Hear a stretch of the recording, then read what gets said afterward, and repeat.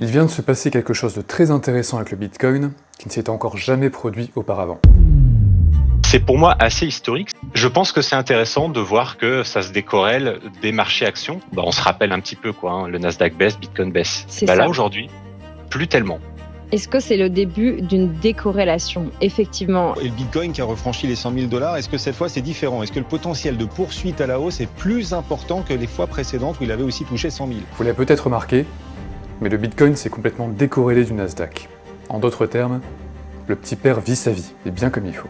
Mieux encore, il a évolué comme l'or, et là où vos autres investissements ont commencé à baisser, le Bitcoin, lui, a augmenté. Pour la première fois de son histoire, le Bitcoin est peut-être en train de se libérer du marché boursier. Tout a commencé en avril 2025, et un événement assez étrange s'est produit.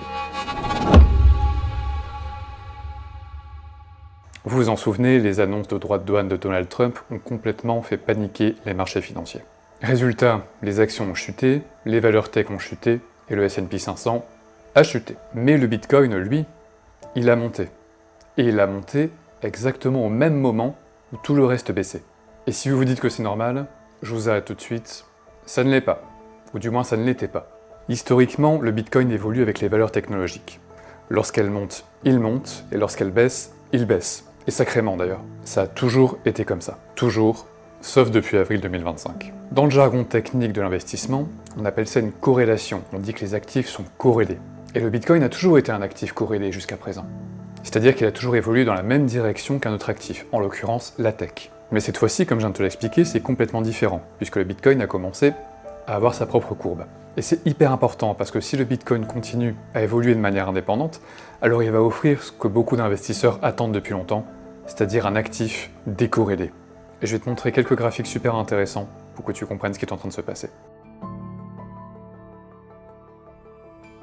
Alors pourquoi cette décorrélation est si importante et pourquoi je t'en parle dans cette vidéo? Eh bien c'est important pour ce qu'on appelle la diversification. Si tu t'intéresses un petit peu à l'investissement, ce qui est probablement le cas si tu regardes cette chaîne, tu as compris qu'il ne faut pas mettre tous tes œufs dans le même panier, mais qu'il faut diversifier tes classes d'actifs. Et ce que tu recherches toi en tant qu'investisseur, eh bien c'est un équilibre. Lorsque certains actifs vont baisser, tu veux des actifs qui vont permettre de contrebalancer en augmentant. Un bon portefeuille est composé d'actifs qui ne réagissent pas de la même manière. Si les actions s'effondrent par exemple, eh bien toi tu veux posséder autre chose qui ne s'effondre pas. C'est logique. D'accord. C'est pour ça que généralement les investisseurs aiment avoir un peu d'actions, un peu d'obligations, un peu d'immobilier, un peu de métaux précieux. Bref, tu l'as compris, je t'apprends rien. Traditionnellement, c'était les actions et les obligations qui se contrebalançaient. Mais le monde est devenu complètement foufou malheureusement. On se tape à la fois des taux d'intérêt élevés, un bon gros chaos géopolitique, et cette histoire de tarifs douaniers qui n'est pas encore totalement réglée. Du moins en avril 2025, ça l'était pas. Et ça a posé un véritable problème, puisque les actions et les obligations ont commencé à aller dans les mêmes directions. Elles ne se contrebalançaient plus. Il fallait donc trouver un actif qui permette de se détacher de cette corrélation, qui permette de se détacher de cette tendance. Et tu vois où je veux en venir? C'est là, évidemment, que le Bitcoin est devenu intéressant, puisqu'il a commencé à se détacher de ces autres actifs. Et je vais te le montrer avec quelques graphiques. Le premier graphique que je vais te présenter nous vient de BlackRock, que je présente plus. Ce premier graphique nous compare la performance de 3 types d'actifs, actions, or et Bitcoin, après de grands événements géopolitiques, après de grands chocs. Il est divisé en 2 colonnes, une pour les 10 jours après le conflit, après le choc, et un autre 60 jours après. Par exemple, on voit que lors du conflit entre les États-Unis et l'Iran, les actions ont surpassé l'or dans les 10 premiers jours. Mais après 60 jours, c'est l'or qui a pris le dessus. Lors de la pandémie de Covid, soit 60 jours après le début de l'épidémie, tu verras que le Bitcoin a de nouveau été le grand gagnant. Idem pendant les élections américaines de 2020, puis encore lors de l'invasion de l'Ukraine par la Russie. Et aussi pendant la crise bancaire américaine, quand certaines banques privées ont fait faillite à cause de la hausse des taux d'intérêt. Jusqu'à présent, BlackRock n'avait pas encore publié de données sur le yen carry trade, quand tout a failli se casser la figure en gros. On n'avait pas encore les données à ce moment-là, mais maintenant c'est le cas. Et on voit que 60 jours après que le monde ait eu peur que ce carry trade japonais n'emporte, ne contamine l'ensemble des marchés mondiaux, on voit que l'or a fait une belle performance, mais surtout que le Bitcoin a battu les actions en termes de performance. Et plus récemment, hyper intéressant avec les tarifs douaniers, on voit que c'est à nouveau le Bitcoin qui a surpassé toutes les autres classes d'actifs. Pourquoi? Eh bien tout simplement parce que le Bitcoin ne subit pas de droits de douane. Comparé aux autres investissements, il n'est pas affecté par les mêmes risques géopolitiques. Pas de tarifs, pas de restrictions, pas de frais cachés, pas de gouvernement trop gourmand.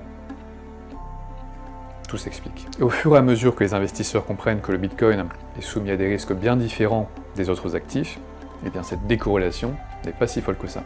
Autre graphique super intéressant, c'est le rapport de corrélation entre le Bitcoin et les valeurs de la tech, et principalement le Nasdaq 100. Vous le voyez ici, la corrélation a soudainement chuté en avril 2025.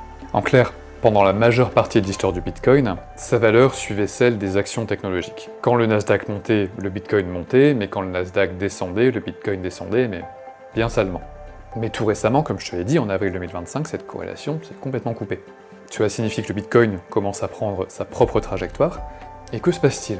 Quand un actif, avec un potentiel de rendement important, commence à se décorréler, eh bien les grands investisseurs institutionnels s'y intéressent de plus en plus. Je pense aux grands gestionnaires d'actifs, aux fonds de pension et aux compagnies d'assurance. Elles s'y intéressent parce que ça leur permet de diversifier leur portefeuille et du coup de mieux gérer les risques pour leurs clients. Et donc si ce découplage se confirme, eh bien cela pourrait se traduire par des investissements massifs vers le Bitcoin. Des grandes figures de la finance comme Cathie Wood ou Tom Lee misent sur un Bitcoin à 150 000 $ dans l'année. Alors moi je déteste ce genre de prévision, puisque de toute façon l'avenir est tellement incertain qu'on ne peut pas en faire, en tout cas moi je ne veux pas en faire, mais cette tendance elle est très intéressante. Je vais te dire pourquoi. Si le Bitcoin devient un actif refuge mondial, comme une sorte d'or numérique, eh bien c'est pas si fou ces prédictions. Et pour ça je vais te montrer un dernier graphique qui compare le prix du Bitcoin à ce qu'on appelle le M2. Alors le M2, qu'est-ce que c'est? Eh bien c'est très simple, c'est la mesure de masse monétaire. En d'autres termes, c'est la quantité de monnaie qui existe dans l'économie. Mais pas n'importe quelle quantité de monnaie. C'est l'argent liquide en circulation, donc les dépôts à vue, les comptes courants, les comptes d'épargne, et certaines formes de fonds monétaires. En gros, si c'est de l'argent que vous pouvez rapidement dépenser ou épargner, c'est très probablement dans ce M2. Ce M2, pour simplifier, ce M2, pour simplifier, on peut le voir comme la taille du portefeuille de l'économie. Si le M2 augmente, ça veut dire qu'il y a plus de liquidité, donc plus de cash en circulation.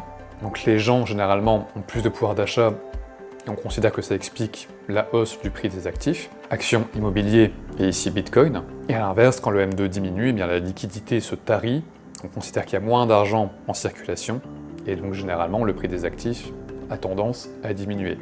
Et le Bitcoin ici devrait diminuer. Mais si on regarde ce graphique mis à jour en avril 2025, on voit que c'est très intéressant. On voit que non seulement le M2 n'est pas en baisse, mais il est complètement en hausse. Donc la liquidité est en train de bondir de manière spectaculaire.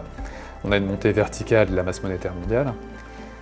Et si le Bitcoin accuse un retard d'environ 2 mois, ça peut signifier que d'ici juin ou juillet, sa valeur pourra connaître une belle montée en flèche. Alors on est d'accord, c'est de l'analyse de comptoir à 2 balles, et ce n'est pas un conseil en investissement. Alors pas du tout.